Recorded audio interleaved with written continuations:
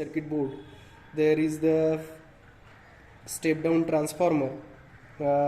On the primary of step down transformer we are going to apply directly AC, means 230 volt. This is the cable. Through that cable we are going to apply 230 volt. Okay, and opposite to that there is the primary winding. That means this is the step down transformer. So in the symbol you can easily observe that the number of turns of the secondary are also low. That means primary windings are greater than the secondary windings. And here is the step down transformer of 15015. We are applying 230 volt, and that 230 volt is converted into the AC, means 50050. That means VPP 30 volt we are going to apply. Now see, primary is connected to the anode of diode D1. Firstly we have to study about the half wave rectifier. For that, the upper terminal of the secondary is connected to the anode of diode. Then lower terminal, because we are going to study about the half wave rectifier, that's why in the half wave rectifier circuitry you can easily observe that there is no center tap. That means no need to connect the center tap. Okay, now bottom terminal of the secondary is connected to ground. Cathode of the diode is connected to the upper terminal of resistor. Now we have to observe this on the CRO. Firstly we have to observe the VPP across the secondary. Secondary across ची VPP काय करते आपण? We are going to observe the VPP across the secondary by adjusting this. Okay, so you have to measure the VPP. Once again, as I told you that VPP for 1, 2, 3, 4, 5, 6 and 6.2. Okay, so here the VPP observation table. Here for the half wave rectifier VPP is 6.2 into volt per division 10. Volt per division 10. So this will become, VPP will become 62. Now by using the formula we can calculate next point VP. VP is equal to VPP divided by 2. So VPP is 62. 62 divided by 2, you will get the 31. That means V is equal to 31, and VRMS is equal to VP upon root 2. That means 31 divided by 1.414. That will be the VRMS, root mean square voltage. Whenever we are going to measure the sinusoidal signal, then we have to calculate the VRMS, root mean square voltage, and by using that formula it is quite possible. Now next we have to check the output for that without capacitor. Output for without capacitor. Okay, so terminals of the CRO are connected to the CRO across the resistor, and here you can easily observe that there is the half rectified output. That means half wave, negative half of the sine wave is cut down by this PN junction diode. You know very well that diode is unidirectional device. That means it's one conducting only one direction. Whenever anode voltage is greater than cathode voltage, it will forward bias. That's why whenever A is greater than K, you can easily observe that on the CRO there is the half sine wave and there is the gap for negative wave. Now we have to measure the, once again the next observation we have to do for that, that is VM. That means maximum output voltage, and you can easily observe 1, 2, it is nearly equal to 2.4. VM is equal to 2.4 volt. Now you can calculate the VDC, formula for VDC. VDC Vm upon Tt, is it? Sorry, Vm upon pi, nahi? Pi. Vm upon pi, sorry. 3.1. Vm upon pi. So the 2.4 into 10, that means 24 divided by pi. You will get the value of VDC, and again you can measure the VRMS for that also, Vm upon root 2. That means by using this 24 value, VRMS can be calculated, as well as percentage ripple. Formula for percentage ripple, R without filter is equal to VRMS upon VDC. That means by using this formula you can calculate the ripple factor, and R with filter, that means with the diode. Now we have to connect capacitor for this.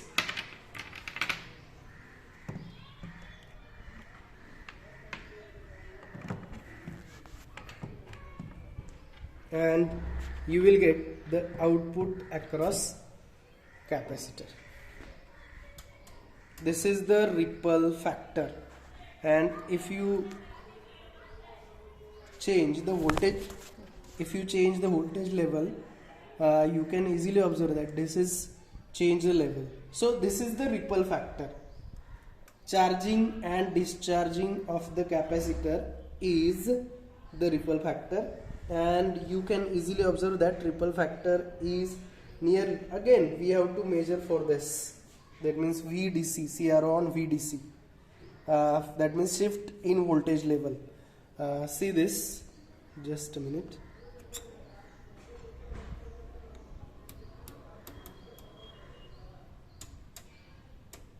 See this change in level, you can easily observe that this is the DC. Firstly we are going to taking AC output, and if you change the notch for DC output, you can easily observe that there is the shift between voltage level. That means here it is here now, and how many lines it gets shifted? 1 2 3 4 5 point something, that means 5 into 5. So you will get the 25 DC volt. Okay, so that much Here, for the 25 DC volt. 25 DC volt. You will get the 25, nearly equal to 25. It may be slight more, 25 DC volt. Okay, start. Now we are going to discussing about the full wave rectifier. That means we discuss only the connections and output on the CRO. Whatever may be the observations and calculations are done for the half wave rectifier, it is same applicable for the full and bridge rectifier. That means same formulas are applicable. Now you simply see the full wave rectifier, that means by using two PN junction diodes. Now the upper terminal of the secondary is connected to the anode of D1, lower terminal of the secondary is connected to the anode of D2. Center tap. Now here we are going to discussing about the full wave rectifier, that's why we have to use the center tap. And in center tap, that means center tap of the secondary is connected to the ground. Now all the cathodes, that means both cathodes are connected together, and they are directly given across the resistor R. Okay, that these are the connections for full wave rectifier.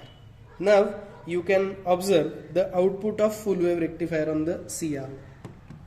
See carefully what is the difference. This is the output of full wave rectifier on the CR. Very clear. You can easily observe that in the half wave rectifier, half portion is directly cut down, whereas in full wave rectifier both the portions are directly appear. That means positive half cycle as well as negative half cycle. Positive half cycle taken across diode D1, negative half cycle taken across diode D2. That's why we will get the double half wave rectifier or double waves, and that's why the ripple factor of the full wave rectifier is reduced by half, that is it is equal to 0.48. And the same measurements are there. That means you have to measure the VPP, you have to measure the that means VM, This is the VPP central tap आहे measurement. ना म्हणजे दोन्हीच्या मध्ये हे इथं connect केलं तरी चालेल. Okay, see carefully. This is the VPP for half wave rectifier. जवळपास सगळ्यांसाठी सारखाच असणार आहे, तो काही चेंज होत नाही. येते लक्षात. So this is the VPP for full wave rectifier. Now this is the VM for full wave rectifier. You can easily observe that VM for full wave rectifier. And if we connect the capacitor across that, let me show you the ripple factor, how ripple factor goes to reduce. When you connect the capacitor across that, you can easily observe there is the drastic change in ripple factor. You can easily observe very less ripple factor is there as compared to the half wave rectifier. You can easily observe that the replications at the output are very less. That means it is half than the half wave rectifier. Okay, that much for the full wave rectifier. Carefully, now we are going to discussing about the bridge wave rectifier. One more thing everyone has to keep in mind, that while making the connection you should unplug the circuit. That means you have to take off the pin and then you have to make the connections. That care should be taken while performing the practicals for electronics. So upper terminal of the secondary is connected to the junction of diode D1 and D2. Lower terminal of the secondary is connected to the junction of diode D3 and D4, and the next part, that means D2 and D3 junction to the diode, that means to the resistor, and next junction of the D1 and D4 is to the ground. Very simple connectivity or simple connections for the bridge rectifier. Now once you had completed the connection, you have to show it to your teacher, and whenever teacher says that your connections are right, then you have to plug in. Okay, and then turn on the circuit, connect the outputs, that means make the arrangement for the output. Either you may use the CRO or you may use the multimeter or any other measuring instrument.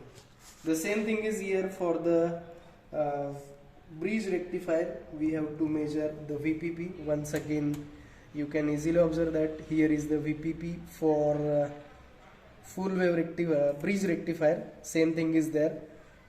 Then once you had measured VPP, you can make the calculations for VP, VRMS, and afterwards you have to measure the VM. Same steps, same formula, same calculations are repeated for all the three rectifiers. Now you can easily observe that the output of full wave rectifier and bridge rectifier is quite same. Means that ripple factor for the full wave rectifier and ripple factor for the bridge rectifier is same. Only the thing is that rather than using diode D1 and D2, that means PIV, peak inverse voltage, whenever diode D1 is in forward bias and diode D2 is in reverse bias, you may observe that there is the maximum peak inverse voltage across the diode D2, and this maximum peak inverse voltage may damage the diode D2. That means entire circuitry goes thermally run away. In the forward action of the diode D1, PIV across the D2 is maximum, and in forward action of the D2, PIV is maximum across the D1. And to reduce that peak inverse voltage across the diode, we are going to using this bridge wave arrangement, that means bridge wave rectifier. And this bridge wave rectifier will reduce the peak inverse voltage across. That means that it get divided among the two diodes, and automatically the tolerance factor, working ability of that circuit and peak inverse voltage is also improved. So here is the bridge arrangement, and this is the more appropriate arrangement for the rectifying circuitry. Whenever you want to design any power supply or any DC voltage supply, then this bridge rectification action is quite preferred. Okay, so once again you can easily observe that you can measure the Vm across that. Once the Vm is measured, you can make the calculations for VDC, VRMS and percent ripple factor. Now let me show you the ripple factor across the bridge rectifier. Simply you have to connect the capacitor, which one is work as a filter. Simple. Capacitor is work as a filter. You know very well that capacitor pass AC, block DC. That's why here we are going to connecting the capacitor parallelly across the RL. That's why whatever the AC means across the RL is directly grounded through the capacitor, and at the output you will get the DC output voltage, and here is the DC output voltage across the capacitor. You can easily observe that ripple factors are considerably reduced than the half wave rectifier. Okay, we will stop here.